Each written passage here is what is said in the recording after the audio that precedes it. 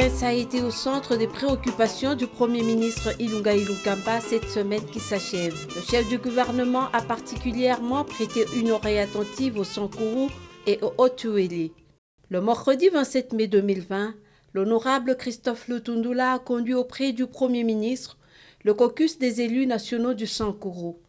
C'était une deuxième visite en l'espace d'une semaine après celle du 14 mai 2020.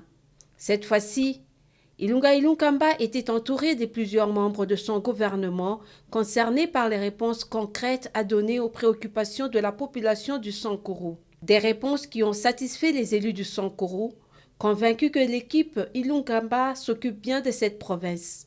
Il y a la signature de l'accord sur les lignes de crédit accordées par le gouvernement indien au gouvernement de la République démocratique du Congo, ligne de crédit qui nous permettra, dont une nous permettra d'électrifier le chef-lieu de la province de Sambo. Il y a le PNUD aussi, qui a disponibilisé 2 millions de dollars américains pour voir la possibilité d'installer une mini-centrale hydroélectrique sur la rivière Lokenye.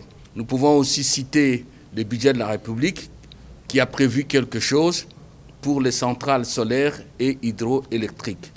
En ce qui concerne l'aéroport de Lodja, une bonne nouvelle.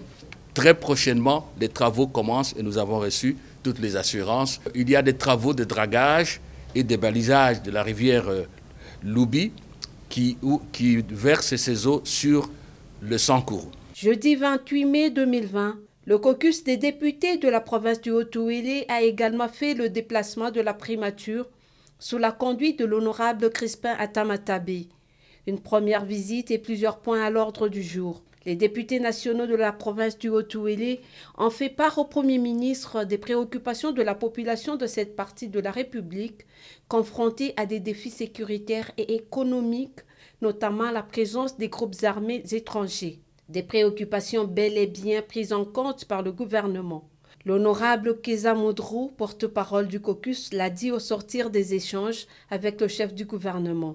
Concernant cette insécurité-là dans le Haut-Uélé, le Premier ministre et tous les ministres qui étaient présents, ainsi que tous les autres chefs de service, se sont ralliés à la position des élus nationaux du Haut-Uélé pour que, dans un délai bref, qu'une solution durable soit trouvée à la situation sécuritaire dans le Haut-Uélé.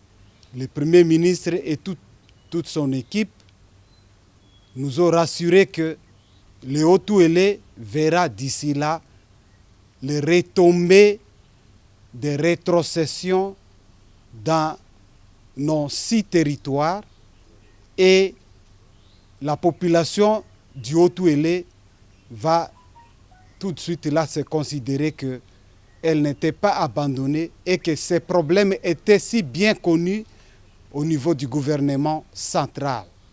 L'écoute des préoccupations du Congo profond n'a pas détourné le gouvernement Ilunkamba de la lutte au quotidien contre la pandémie à coronavirus. Le Premier ministre s'est à nouveau présenté le mardi 26 mai 2020 devant les sénateurs préoccupés par la gestion décentralisée de la riposte à la Covid-19.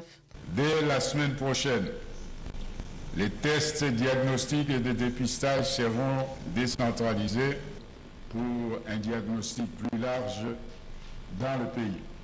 Dans les provinces, la priorité est donnée au Congo central, au Katanga, au nord et au sud Kivu, au Kwilu et à Ituri.